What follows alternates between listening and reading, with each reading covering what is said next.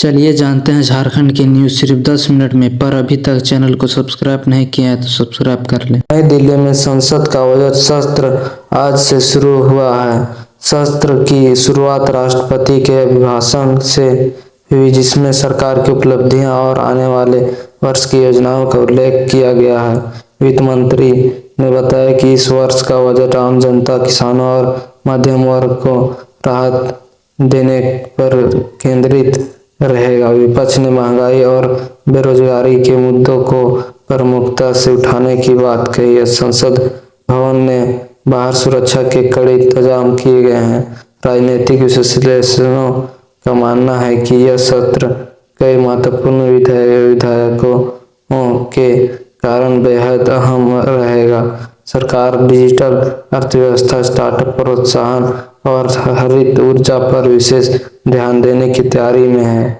वहीं विपक्ष सरकार से जवाबदेही और पारदर्शिता की मांग कर रहा है। आने वाले दिनों में बजट पेश किया जाएगा, जिस पर विस्तृत चर्चा की जाएगी। उत्तर प्रदेश के कई जिलों में ठंड का प्रकोप लगातार बढ़ता जा रहा है। लखनऊ, कानपुर और प्रयागराज सहित कई शहरों में न्यूनतम तापमान सामान्य से नीचे दर्ज किया गया है। मौसम विभाग ने अगले 2 दिनों तक शीतलहर चलने की चेतावनी दी है। प्रशासन ने स्कूलों से समय में बदलाव करने की निर्णय लिया है ताकि बच्चे को ठंड से बचाया जा सके। अस्पतालों में सर्दी, जुकाम और वायरल बुखार के मरीजों की संख्या में भी वृद्धि देखी गई है। नगर निगम द्वारा अलावा जाने वाले व्यवस्था की गई है। किसानों के लिए यह मौसम गेहूं और सरसों की फसल के लिए लाभकारी माना जा रहा है, लेकिन अत्यधिक ठंड से नुकसान की आशंका भी बनी हुई है। मौसम वैज्ञानिकों के अनुसार वैश्विक विक्षोभ के कारण यह स्थिति बन हुई है। भारतीय और ऑस्ट्रेलिया के बीच 3 मैचों की एकदिवसीय सीरीज का पहला मुकाबला मुंबई में खेला गया। भारतीय टीम ने शानदार प्रदर्शन करते हुए 5 विकेट से जीत दर्ज की। कप्तान ने 85 रन की पारी खेली, जबकि गेंदबाजों ने शुरुआती विकेट लेकर विपक्षी टीम पर दबाव बनाया। दर्शकों की भारी भीड़ स्टेडियम में मौजूद रही। यह जीत विश्व कप की तैयारियों के लिहाज से संपूर्ण मानी जा रही है। कोच ने टीम संयोजन की तारीख और युवा खिलाड़ियों के प्रदर्शन को सराहना। सीरीज का अलग मुकाबला चेन्नई में खेला जाएगा। क्रिकेट विशेषज्ञों का मानना है कि यह सीरीज दोनों टीमों के बीच रणनीतिक दृष्टि से अहम है। मुंबई में नए मेट्रो लाइन का उद्घाटन किया गया, जिससे हर शहर यातायात में बड़ी राहत मिलने की उम्मीद है। मुख्यमंत्री ने हरी झंडी दिखाया, मेट्रो को रवाना किया। इस परियोजना से प्रतिदिन लाखों यात्रियों को लाभ मिलेगा। अधिकारियों के अनुसार इससे सड़क पर वाहनों की संख्या कम होगी और प्रदूषण में भी यह कमी आएगी। यात्रियों ने ये नई सुविधा का स्वागत किया है। सरकार का दावा है कि आने वाले वर्षों में और भी मेट्रो कॉरिडोर में विकसित किए जाएंगे। दिल्ली में वायु गुणवत्ता सूचकांक में सुधार दर्ज किया गया है। पिछले सप्ताह के मुकाबले प्रदूषण स्तर पर हुआ है। विशेषज्ञों के अनुसार तेज हवाएं और हल्की बारिश के कारण यह संभव हुआ। प्रशासन ने प्रदूषण नियंत्रण के लिए निर्माण कार्यों पर निगरानी बढ़ाई है। नागरिकों से भी सार्वजनिक परिवहन का उपयोग करने की अपील की है।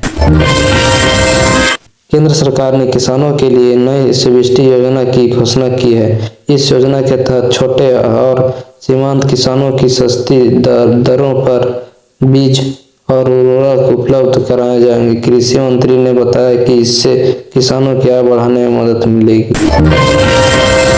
आज शेयर बाजार में जोरदार तेजी देखने को मिली है। निफ्टी दोनों में बढ़त दर्ज की गई है।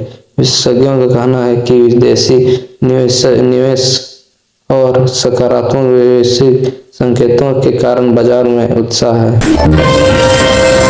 राज्य सरकार ने नई शिक्षा नीति के कार्यान्वयन को लेकर उच्च स्थिरता बैठक की। अधिकारियों ने स्कूलों और कॉलेजों में डिजिटल शिक्षा को बढ़ावा देने पर चर्चा की।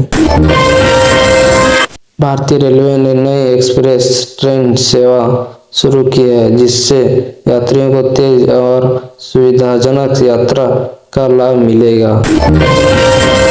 स्वास्थ्य विभाग ने बच्चों के लिए विशेष टीकाकरण अभियान शुरू किया है। ग्रामीण क्षेत्रों में स्वास्थ्य कर्मियों की टीम भेजी गई है। जयपुर में वार्षिक पर्यटन महोत्सव का आयोजन हुआ। देश विदेश से आए पर्यटकों ने सांस्कृतिक कार्यक्रम का आनंद लिया है। राजधानी में महिला शक्तिकरण पर राष्ट्रीय सम्मेलन आयोजित किया गया है। विभिन्न क्षेत्रों की महिलाओं ने अपने अनुभव साझा किए हैं। आईटी कंपनियों में इस वर्ष हजारों नए नौकरियों की घोषणा की है। इससे युवाओं में उत्साह है। राहत और बचाव कार्य जारी है। प्रशासन ने प्रभावित परिवारों को सहायता राशि दी है। खेलो इंडियन प्रतियोगिता में युवा खिलाड़ियों ने शानदार प्रदर्शन किया गया है। रिकॉर्ड बने हैं। सरकारी तेल कंपनियों ने पेट्रोल और डीजल की कीमतों में कोई बदलाव नहीं किया है। नगर निगम के स्वच्छता अभियान के तहत नई पहल शुरू की है। नागरिकों को जागरूक करने के लिए रैलियां निकाली गई हैं। स्कूलों में विज्ञान प्रदर्शनी का योजना हुआ, जिसमें छात्रों ने नवाचार प्रस्तुत किया। भारतीय अंतरिक्ष एजेंसी आगामी मिशन की तैयारी में जुटी है। वैज्ञानिकों ने परीक्षण सफल बताया है।